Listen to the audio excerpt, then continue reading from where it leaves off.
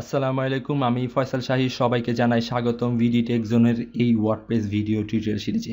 পুরোটা tutorial series জুড়ে আমি ফয়সাল শাহী আপনাদের সাথে থাকবো, জানাতে চেষ্টা করব ওয়ার্ডপ্রেস কী, কীভাবে কাজ করতে হয় এবং কিভাবে খুব সহজে ওয়ার্ডপ্রেস দ্বারা একটি ব্লগিং সাইট তৈরি করা যায়। তো এই টিউটোরিয়াল সিরিজে আমরা একদম বেসিক থেকে শুরু করব। যারা ওয়ার্ডপ্রেস কথাটি আজ প্রথম শুনছেন তারাও কিন্তু এই কোর্সটি ফলো করতে পারে। তো ওয়ার্ডপ্রেস কী, কাজ করতে হলে শুরুতে আমাদের ওয়ার্ডপ্রেস সম্পর্কে একটু ধারণা নিতে হবে। তো ওয়ার্ডপ্রেস হচ্ছে একটি ব্লগিং সফটওয়্যার, খুব জনপ্রিয়, মার্কেট শেয়ার কিন্তু অনেক বেশি ওয়ার্ডপ্রেসের। তো আপনি যদি ওয়ার্ডপ্রেসের কাজ জানেন তাহলে আপনি খুব সহজে ব্লগিং সাইট তৈরি করতে পারছেন। আর আপনি যদি ভালো কাজ জানেন তাহলে মার্কেট প্লেস থেকেও একটি ভালো মানের আয় আপনার দ্বারা করা সম্ভব। তো আমরা আয়ের দিকে এখন যাব না, আমরা এখন কাজ শিখব। তো কাজ শিখলে আপনি আয় না করলেও আপনি আপনার নিজের সাইটটিও কিন্তু ওয়ার্ডপ্রেস দিয়ে রান করতে পারেন। খুব সুন্দরভাবে আপনি একটি আপনার জন্য সাইট তৈরি করতে পারেন। তো আমরা ওয়ার্ডপ্রেস কি এই পর্বে জানবো। এই পর্বে আমরা কোনো কাজ করব না, এই পর্বে আমরা শুধুমাত্র ওয়ার্ডপ্রেস কি এ নিয়ে আলোচনা করব।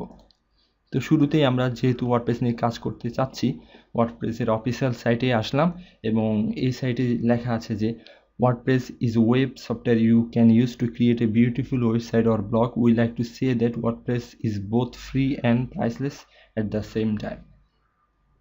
তো এখানে বলা হচ্ছে যে ওয়ার্ডপ্রেস একদম ফ্রি, বিনামূল্যে ব্যবহার করা যায় এবং খুব সহজে ব্লগিং সাইট তৈরি করা যায় ওয়ার্ডপ্রেস দ্বারা। তো ওয়ার্ডপ্রেস কেন এত জনপ্রিয়? আসলে ওয়ার্ডপ্রেসের রয়েছে বিপুল পরিমাণে থিমস, প্লাগইনস, যার দ্বারা আপনি খুব সহজে আপনার সাইটকে কাস্টমাইজ করতে পারেন। থিমস দ্বারা অবয়ব চেঞ্জ করতে পারেন আর প্লাগইনস দ্বারা বিভিন্ন ফাংশন যোগ করতে পারেন।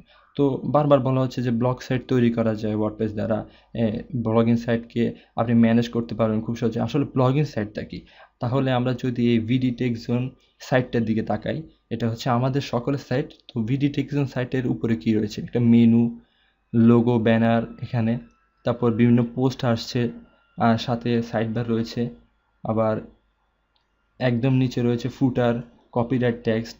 তো এটাই হচ্ছে একদম একটা বেসিক ব্লগ সাইটের উদাহরণ।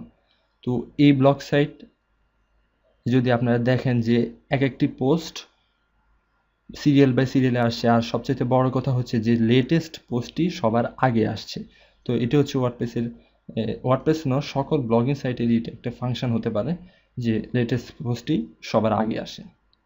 তো আমরা যদি একটা পোস্ট পুরোপুরি পড়ি দেখা যাবে যে কেমন, যে এখানে পোস্টের শিরোনামটা আসছে, কোন বিভাগে পোস্টটি হয়েছে সেটা দেখা যাচ্ছে, কে করেছেন পোস্টটি সেটা বোঝা যাচ্ছে, কোনো মন্তব্য আছে কি না বা কবে করা হয়েছে, পোস্টটির ডিটেলস, তারপর পোস্টে মন্তব্য করা যাবে। আর যথারীতি সাথে সাইড বার, উপরে মেনু, লোগো, আর একদম নিচে যে ফুটার, এগুলো তো রয়েছে। তো এটা হচ্ছে একটি ব্লগ সাইট যেখানে মানুষ লেখালেখি করতে পারে। আপনি চাইলে নিজে একা একা লিখতে পারেন, চাইলে আপনি অন্যদেরকেও রেজিস্ট্রেশন করে আপনার ব্লগ সাইটে লেখার অনুমতি দিতে পারেন।